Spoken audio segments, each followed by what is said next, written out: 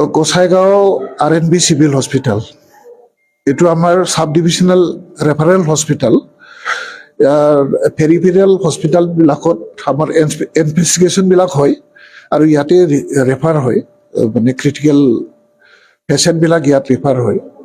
কিন্তু আমি ইয়াতেও ভালকৈ চাবৰ কাৰণে আমাৰ ডক্টৰবিলাকে ইকুইপমেণ্টৰ অলপ অভাৱ আছিল, আৰু যিটো আমাৰ ক্ৰিটিকেল ছাৰ্ভিচ কেয়াৰ কৰিবৰ কাৰণে আমাৰ ছাফিচিয়েণ্ট ইকুইপমেণ্টৰ অভাৱ আছিলে।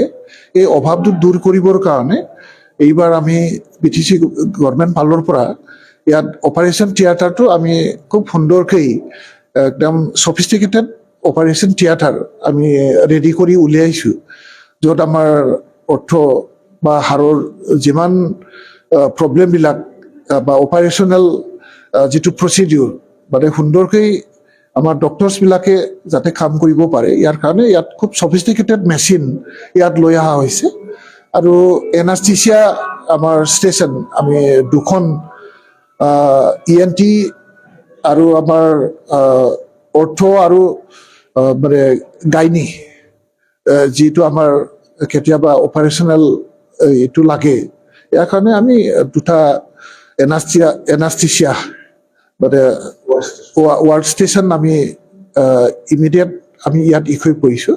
মুঠতে ENT, অৰ্থ আৰু গাইনী এইটো ক্ষেত্ৰত যাতে আমাৰ ডক্টৰ্ছবিলাকে ভালকৈ খুব ক্ৰিটিকেল বেমাৰ হ'লেও যাতে আৰু দূৰত ৰিফাৰ কৰিব নালাগে, ইয়াতেই তেওঁলোকে যাতে অপাৰেশ্যন কৰি ট্ৰিটমেণ্ট বা ৰাইজক সেৱা কৰিব পাৰে, ইয়াৰ কাৰণে এইখন ইকুইপ কৰা হৈছে। আৰু অপাৰেশ্যনৰ পিছত যিটো ক্লিনলিনেছ, ইয়াত আমাৰ চাফ চুতুৰা যিমানবোৰ কৰিব লগা ইকুইপমেণ্টৰ প্ৰয়োজন আছে, সেই গোটেইখিনি বস্তুবিলাক আমি RNB চিভিল হস্পিটেল গোসাইগাঁৱত আমি অৰ্পণ কৰিছোঁ আজি।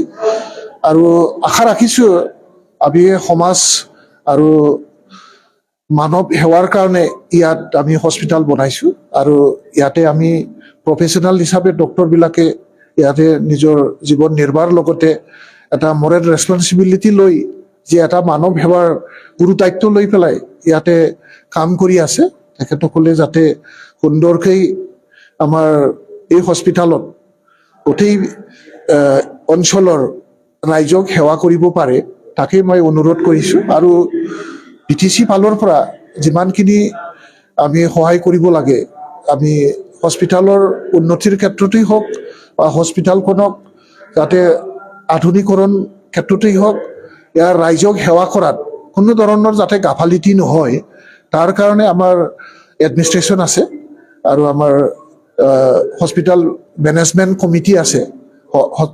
আমাৰ মেনেজমেণ্ট কমিটিৰ সভাপতি ডাঙৰীয়া আৰু আমাৰ এই অঞ্চলৰ